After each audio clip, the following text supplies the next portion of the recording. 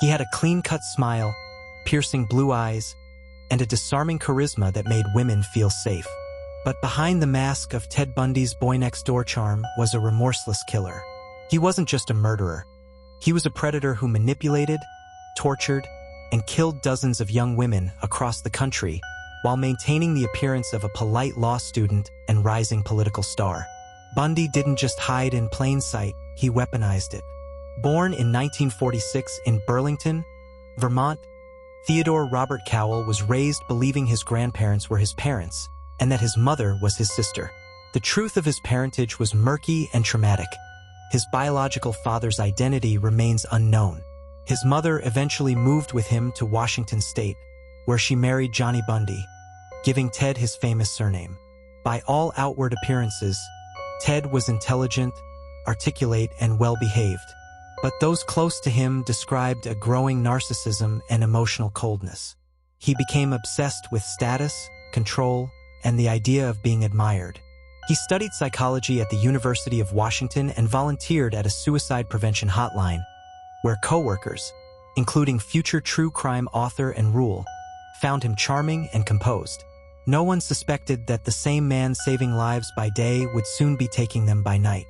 Bundy's killing spree is believed to have begun in 1974, targeting young, college-aged women in the Pacific Northwest. His victims shared similar traits: long dark hair parted in the middle and a soft-spoken demeanor, mirroring a former girlfriend who had once rejected him. He developed a tactic that relied on deception and trust. Bundy would fake an injury, an arm in a sling or a leg cast, and ask for help carrying books or loading something into his car. When the victim got close enough, he would strike, knocking them unconscious and forcing them into his VW Beetle. From there, he took them to remote locations where he tortured, raped, and murdered them, often returning later to the corpses to commit necrophilic acts. The first high-profile victims included Linda and Healy, Janice Ott, and Denise Naslund, young women who vanished without a trace.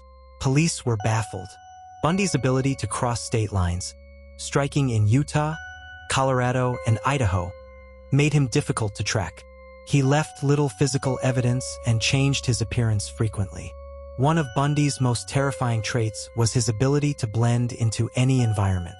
He didn't fit the mold of a killer.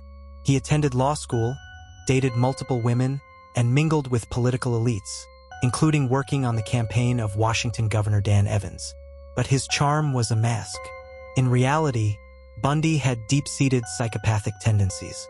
He lacked empathy, viewed people as tools, and fed off the power he felt during and after his crimes. In 1975, Bundy was finally arrested in Utah for possession of burglary tools. But it wasn't until investigators linked him to a string of disappearances that the full scope of his crimes began to unravel. Police matched his car and modus operandi to eyewitness reports. They even found hairs belonging to his victims in his vehicle. In 1977, while facing trial in Colorado, Bundy escaped not once but twice. The first time, he jumped from a courthouse library window. Recaptured days later, he escaped again by cutting a hole in his cell ceiling and walking out of jail in civilian clothes. This time, he made it all the way to Florida, where he unleashed his most brutal crimes yet. On January 15, 1978, Bundy broke into the Chi Omega sorority house at Florida State University, bludgeoning and strangling 2 women to death, Lisa Levy and Margaret Bowman, and severely injuring 2 others. Weeks later, he abducted and murdered 12-year-old Kimberly Leach, his youngest known victim. It was in Florida that Bundy finally slipped. A routine traffic stop led to his arrest. This time, there was no escape. Ted Bundy's trial in 1979 was the first to be nationally televised and drew massive media attention.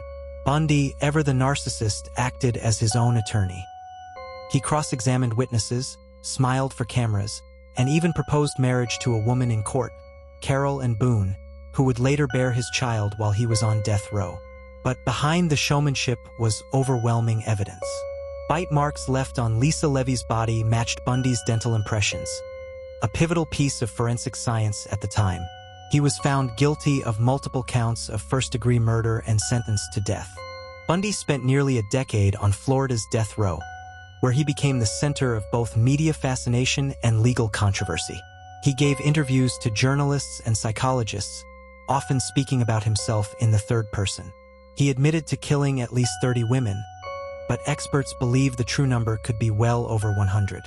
His manipulative charm remained until the end.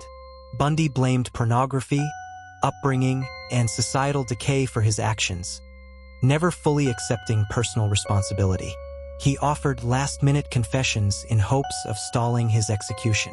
But the public had grown tired of his games. On January 24, 1989, Ted Bundy was executed in the electric chair at Florida State Prison. Crowds gathered outside, chanting, "Burn, Bundy, burn," and celebrating as news of his death broke. His final words were, "I'd like you to give my love to my family and friends." He was cremated, and his ashes scattered in an undisclosed location. Ted Bundy wasn't a monster hiding in the shadows.